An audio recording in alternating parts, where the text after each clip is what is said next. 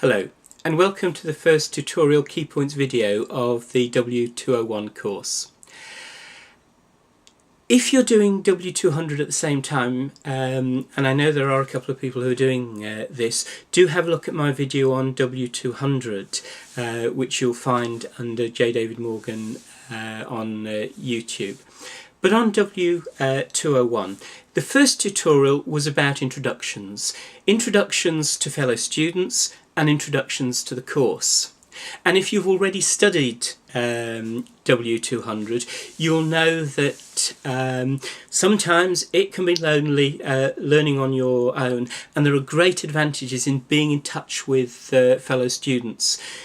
If for nothing else, to have a shoulder to cry on when the work might get heavy. But there are also so many other advantages. You can share ideas. Two or more together can usually produce a lot more in terms of ideas and understanding than one person struggling on their own. So I will be sending round an email inviting you to give me contact details which I can share with fellow students who wish to share contact details. We had an introduction to the course, and the first thing I did was try and put this course in context. This is such an important point.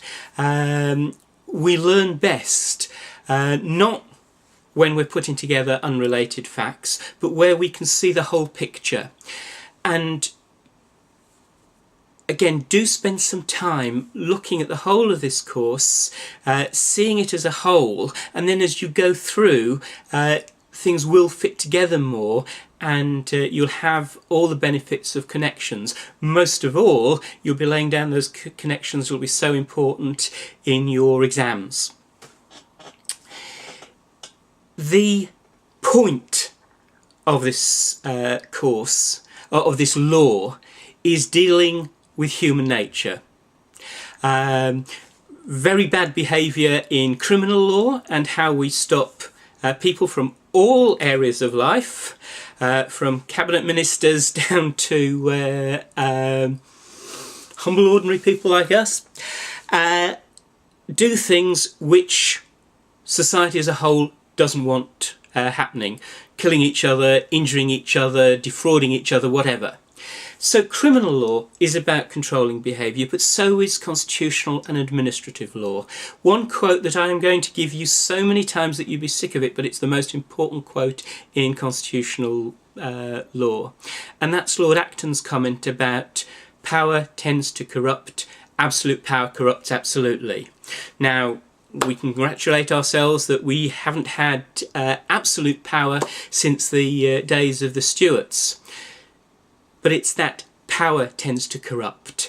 Only have a look at the last few days' newspapers, and you'll see examples of this of people who have become desensitised to issues because they're in power. And what constitutional and administrative law does is to set rules and ways of attempting to stop that natural human trait. So the course itself is constitutional law. Dicey was very proud of the fact that we didn't have a separate administrative law. It was all the same law. It's one of the key principles in his idea of the rule of law.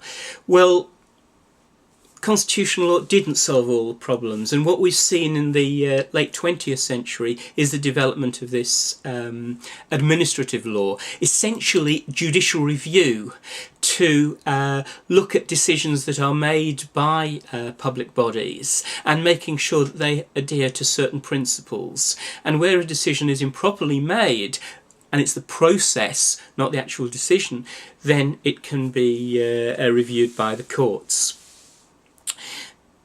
We'll be looking at human rights, and then at criminal law. I then looked at TMAs in general. I stressed again what you probably already know about that the word limits are absolute limits, that TMAs need to be in by the cut-off day and time, except in exceptional circumstances, and you'll find me sympathetic and helpful for those exceptional circumstances. But if it's just a question of you're going on holiday, or that it's an extremely busy time of year because it's the end of the financial year, that's your responsibility to plan ahead, and I can't give extensions for reasons like that. On to the TMA that you'll need to do for the 13th of March. 2 questions. The first one looks at the unwritten nature of the British Constitution. So, good lawyers, you'll define the terms. And, you know, in doing that, you may give some examples of where the unwritten Constitution is actually written down. So, you'll move on to discussing what unwritten actually means. Briefly, and only briefly, look at the sources, but the emphasis on this question is on critical evaluation of Barnett's statement. He makes certain assertions about the British Constitution, about it being flexible and unitary, about the separation of powers, about it being a monarchical system. Look at those, critically evaluate them. How true are they? Are there any opposing views? And come to a reasoned conclusion. As you'll see throughout this course, there are no right answers. There are no answers which will please me because I agree with them. The only thing that I will be impressed with are good, logical arguments based on critical evaluation. And question 2, you need to look at the constitutional principles. Clearly, parliamentary sovereignty is there, but don't forget the principle of the rule of law.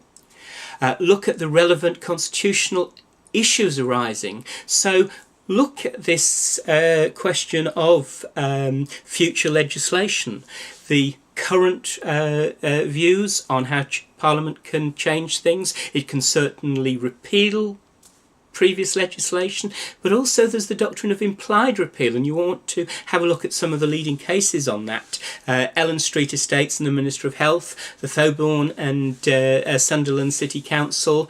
I would also take a look at the case of the Queen and Jackson. And this concept of the manner and form of future legislation. Again, it's argument that I'm looking for. So all the best as you start preparing for that TMA, and I look forward to seeing you at the next tutorial. Thank you.